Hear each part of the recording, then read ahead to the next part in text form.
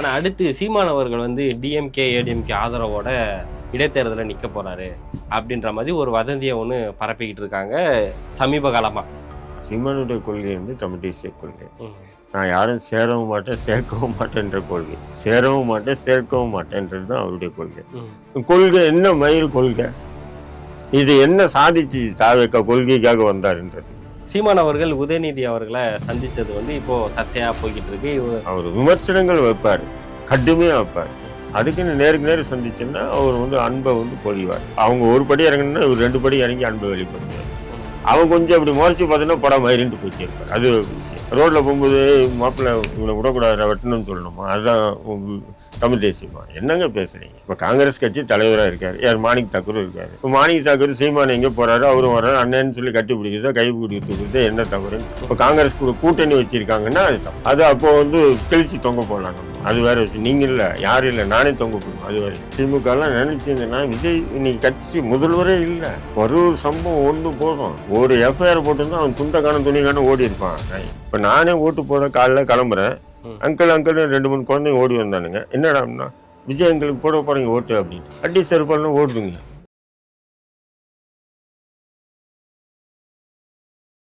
வணக்கம். இன்னைக்கு நம்ம கூட பேசுறதுக்கு அண்ணன் தடா ரஹீம் அவர்கள் தான் இணைஞ்சிருக்காங்க. வாங்க பேசலாம். அண்ணன் வணக்கம். வாங்க. ஆனால் அடுத்து சீமான் அவர்கள் வந்து டிஎம்கே ஏடிஎம்கே ஆதரவோட இடைத்தேர்தலில் நிற்க போகிறாரு அப்படின்ற மாதிரி ஒரு வதந்தியை ஒன்று பரப்பிக்கிட்டு இருக்காங்க சமீப காலமாக. அதாவது இப்போ தாவேக்காவை எதிர்த்து அதிமுக திமுக நிற்காது, சீமான் மட்டுமே நிற்பார். இந்த இரு பெரு கட்சிகள் வந்து சீமானை ஆதரிக்கும் அப்படின்ற மாதிரி சொல்கிறாங்க. இல்லை, அது ஏதோ ஊடகம் கொளுத்தி போட்டாங்க, அது போட்டு தலைப்பு செய்தியாக ஓடிட்டு இருந்தது. ஆனால் உண்மை நிலவரம் அப்படி இருக்க வாய்ப்பு இல்லை. ஏன்னா அவங்களுடைய அரசியல் பிரதிநிதித்துவம் இல்லை, யாரும் விட்டு கொடுக்க மாட்டாங்க. அது திருமணங்கள்ல மற்ற பொது நிகழ்ச்சிகளில் சந்திக்கிறாங்க, பேசிக்கிறாங்கன்றதுக்காக அது கொள்கையும் ஒத்து போயிடுமா? சீமானுடைய கொள்கை வந்து தமிழ் தேசிய கொள்கை. நான் யாரும் சேரவும் மாட்டேன் சேர்க்கவும் மாட்டேன்ற கொள்கை. சேரவும் மாட்டேன் சேர்க்கவும் மாட்டேன்றது தான் அவருடைய கொள்கை. அதில் வெற்றி இருக்கலாம், தோல்வி இருக்கலாம், ஏற்றம் இருக்கலாம், இறக்கம் இருக்கலாம். அவர் அந்த கொள்கையில தெளிவாகவே இருக்கார், உறுதியாகவே இருக்கார். அதில் எந்த மாற்ற கருத்தும் இல்லை. அப்படிங்கும்போது அவர் போய் திமுக கூட கூட்டணி சேர்ந்துருவார், அண்ணா திமுக கூட கூட்டணி சேர்ந்துருவார். இந்த தாவேக்கா பசங்க ஊடால வந்து பார்த்தியா எங்களை எதுக்குது எல்லாரும் ஒன்று சேர்றாங்க பார்த்தியா, நீ எவ்வளோ ஓட்டு சதவீதம் தான் நான் வாங்கினேன், 108 சீட்டு வாங்கியிருக்கீங்க. ஓட்டு சதவீதம் பார்த்தீங்கன்னா 1/3 தான் வாங்கியிருக்கீங்க, இருக்கா இல்லையா? அப்படிங்கும்போது இன்னும் உங்களுக்கு ஒரு இதுவே உங்களுடைய எக்ஸ்ட்ரீம். இதுக்கு மேலே உங்களால் வளர்ச்சி இல்லை, அது வேற விஷயம். புரியுதுங்களா? முதல்ல எப்பவுமே ஆரம்பம் தான் தெரியும், ஆரம்பமே இவ்வளோதான் அப்படின்னு தெரிஞ்சு. இப்போ அதனால தான் நீங்கள் என்ன பண்ணுறீங்கன்னா கூட்டணி கட்சி விடுதலை சிறுத்தைக்கு சீட்டு கொடுக்குறீங்க, அவங்களுக்கு கொடுத்து இவங்க கொடுத்து ஒரு விதமான ஒரு பிம்பத்தை ஏற்படுத்தி பார்த்தேன் எங்களுக்கு பார்த்து ஓடி வந்துட்டே இருக்காங்க கட்சியில் எல்லாருமே. ஏன்னு சொன்னால் தாவேக்கா முடிவு பண்ணிச்சு, நமக்கு இதுதான் அதிகபட்சம்.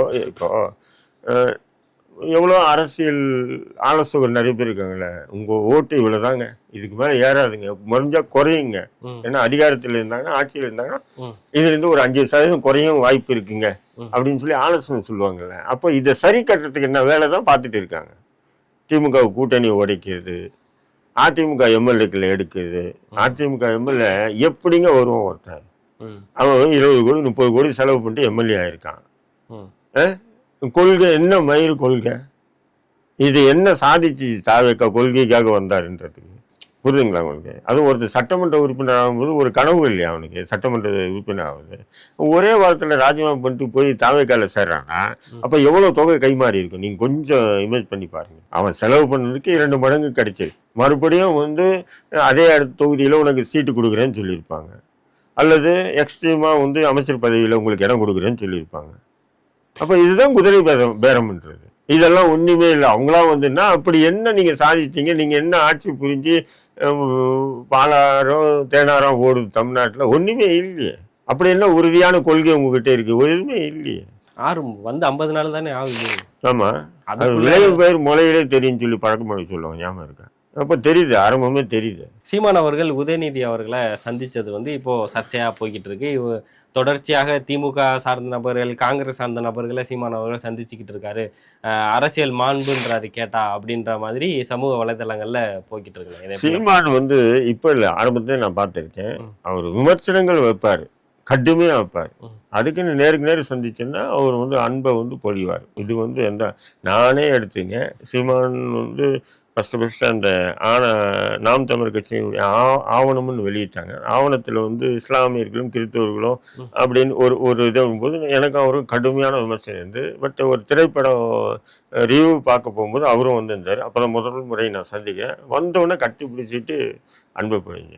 இது வந்து சீமானுடைய இயல்பு தன்மை. அது அவர் பொதுவெளியில் இப்போ திராவிடத்தை பற்றி கடுமையாக எதிர்க்காருன்னா, ஐயா வீரமணி வந்தாருன்னா கட்டுப்பிடிச்சிட்டு ஐயா எப்படியா இருக்கீங்கன்னு தான் கேட்பாரு. தவிர நீ திராவிடண்டா இது சீமான் கிட்டே. சீமானுடைய நான் தொடர்ந்து அவரை நான் ஃபாலோ பார்த்துட்டு இருக்கேன். அவருடைய நேச்சர் குணம் அது அரசியல் கொள்கை என்னும்போது எதிர்த்து பேசுவார். புரியுதுங்களா? நேருக்கு நேரம் சந்திக்கிறாருன்னு சொன்னால் அது வந்து அவங்க ஒரு படி இறங்கினா ஒரு 2 படி இறங்கி அன்பை வெளிப்படுத்துவார். அவங்க கொஞ்சம் அப்படி முறைச்சி பார்த்தீங்கன்னா படம் மயிரின்ட்டு போயிட்டே இருப்பார். அது விஷயம். காங்கிரஸ் வந்து இனத்தை கொன்ன ஒரு கட்சி, அதில் இருக்கிறவங்கள பார்க்கறதும், திமுக வந்து அதுக்கு உடந்தையா இருந்தவங்க எதுவுமே பண்ணல தமிழ்நாட்டில் இருந்து. சரிங்க, காங்கிரஸ் கட்சி கூட கூட்டணி வச்சுதாங்க தப்பு. ரோட்ல போறவனு வந்து அவனும் தமிழன் தானே, தமிழ்நாட்டுக்காரன் தானே அவனும். சொல்லுங்க, ரோட்ல போகும்போது மாப்பிள்ளை இவனை விடக்கூடாது வெட்டணும்னு சொல்லணுமா? அதுதான் தமிழ் தேசியமா? என்னங்க பேசுறீங்க? இப்போ காங்கிரஸ் கட்சி தலைவராக இருக்காரு, யார் மாணிக் தாக்கூர் இருக்காரு. இப்போ மாணிக் தாக்கூர் சீமான் எங்கே போறாரு, அவரும் வர்றாரு, அண்ணன்னு சொல்லி கட்டி பிடிக்கிறதா கை பிடி தூக்குறது என்ன தவறுன்ற கொள்கை ரெண்டுமே வேற. புரியுதுங்களா? நாம் தமிழ் கட்சி தமிழ் தேசியம் பேசிச்சு, இலங்கையில் அவ்வளோ அட்டியம் பண்ணிச்சு காங்கிரஸ். இப்போ காங்கிரஸ் கூட கூட்டணி வச்சிருக்காங்கன்னா அது தப்பு. அது அப்போ வந்து கிழிச்சு தொங்க போடலாம் நம்ம, அது வேற விஷயம். நீங்க இல்லை, யாரும் இல்லை, நானே தொங்க போடுவேன், அது வேற விஷயம். காங்கிரஸ் கூட கூட்டணி வச்சாங்கன்னா அதே விஷயம். காங்கிரஸ்காரங்க கூட பேசுறதெல்லாம் தப்புன்னு சொன்னா இதெல்லாம் என்னங்க இது? இந்த மாதிரியான இப்போ திமுக உதயநிதி ஸ்டாலின் சந்திக்கிறதும், காங்கிரஸ் தலைவர் செல்வ பெருந்தகை திருமணத்துக்கு அவங்க வீட்டு திருமணத்துக்கு போறதும் இப்படி இருந்தனால தான் இதுக்கு முன்னாடி எலெக்ஷனுக்கு முன்னாடி ஸ்டாலின் அவர்களை போய் சந்திச்சதும் இதெல்லாம் தான் காரணம் இந்த வாக்கு சதவீதம் வந்து சீமான் அவர்களுக்கு குறையறதுக்கு அப்படின்ற மாதிரி ஒரு பேச்சு போய். இல்லைம்மா, அப்படியெல்லாம் சொல்லக்கூடாது, தப்பு அது. ஏன்னு சொன்னா இந்த வாட்டி வாக்கு திமுக அதிமுக கட்சியினுடைய வாக்கு சதவீதமே குறைஞ்சது இல்லை. ஏன்னா இந்த விஜய்ன்ற அலை ஒரு ஏன்னா இவன் பேசின பேச்சுக்கள், குழந்தைகளை குட்டீஸ் அங்கிளை ஜெயிக்க வைக்கணும்னு சொல்லுங்க, வீட்டில் அம்மாவை கட்டாயப்படுத்த, இதெல்லாம் வந்து திமுக அதிமுக எல்லாம் அசால்ட்டாக டீல் பண்ணிட்டாங்க. திமுக எல்லாம் நினைச்சிருந்தேன்னா விஜய் இன்னைக்கு கட்சி முதல்வரே இல்லை. ஒரு சம்பவம் ஒன்று போதும், ஒரு எஃப்ஐஆர் போட்டிருந்தா அவன் துண்டை காணும் துணி காணும் ஓடி இருப்பான். நான் இருக்கா இல்லைங்களா? போடல. இவங்கெல்லாம் என்ன பேசிட்டு போறான் விடு அப்படின்ட்டு போயிட்டாங்க. அதிமுக தன்னுடைய தேர்தல் பிரச்சாரத்தில் கூட அது ஒரு பெரிய இஷ்யூவா எடுக்கல. அவங்க எடுத்திருந்தாங்கன்னா அது பெரிய அரசியல் நல்லா இருந்திருக்கும். சரி, ஏதோ புதுசா வந்திருக்கான், இவனை போய் எதிர்த்துட்டு இருக்கு அப்படின்னு விட்டாங்க. பட் இது ஒரு விதமான அந்த குழந்தைங்க வீட்டில் வந்து என்ன பண்ணுச்சுன்னா, இப்போ நானே ஓட்டு போட காலைல கிளம்புறேன், அங்கிள் 2-3 குழந்தைங்க ஓடி வந்தானுங்க. என்னடான்னா விஜய் எங்களுக்கு போட போறீங்க ஓட்டு அப்படின்னு அடி செருப்பாலும் ஓடுதுங்க துண்டு. ஏன்னா இந்த சினிமாக்காரன் பேச்சு வந்து அதெல்லாம் மீடியா வந்து முதன்மைப்படுத்துறீங்க, அது குடும்ப வரையிலும் போயிடுது. அது புரியுதுங்களா? ஒருத்தர் போடுமே, எந்த நாய்க்கும் சொல்லி போட்டு குழந்தைங்க சொல்லுது போடுவோமே இப்படின்னு போட்டாங்க எல்லாருமே. புரியுதுங்களா?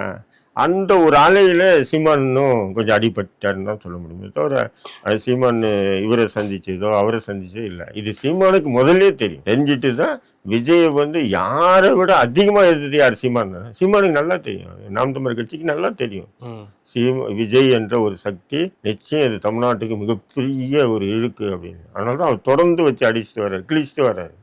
பாத்தீங்களா? நீங்க திமுக கூட அசால்ட்டா விட்டு அதிமுக அசால்ட்டா, நாம் தமிழ் கட்சி அசால்ட்டா விடல. தெரியும் இது பெரிய ஒரு, ஏன்னா அவங்கள கூட காலி பண்ணிடலாம். ஆனா இவனெல்லாம் மோசமான இது ஒரு கார்பரேட் அப்படின்னு தெரிஞ்சுக்கிட்டு தான் அவங்க வந்து டார்கெட் பண்ணி அடிக்கிச்சா பார்த்தாங்க. பட் அதுல ஃபெயிலியர் ஆயிட்டாங்கன்னு சொல்றேன் நான். அடுத்தடுத்து சக்சஸ் பண்ணுவாங்க, இதோட முடிஞ்சு போனது இல்லையா அரசியல். சீமான் அவர்கள் திமுக டீலிங் பேசிட்டாரு, காசு வாங்கிட்டாரு, அதை புதுசா பென்ஸ் கார்ல வாங்கியிருக்காரு அப்படின்னு ஒரு இஷ்யூ பரவிக்கிட்டு இருக்கு. இது வந்து திமுக செஞ்சாங்க முன்னாடி. ஒரு 5 பைசா அரசியல் பண்றேன் நானு. இப்போ நான் ஒரு கார் வச்சிருந்தேன், பசங்க பார்த்துட்டேன், என்னென்ன இந்த காரில் போய் இந்தாங்க ஒரு கார் அப்படி சின்ன கார் வாங்கி கொடுக்குறான்னு வைங்களேன். இது வந்து அவர் ஒரு அரசியல் தமிழ்நாட்டில் ஒரு பெரிய சக்தியாக இருக்காரு, யார் வேணா வாங்கி கொடுப்பாங்க.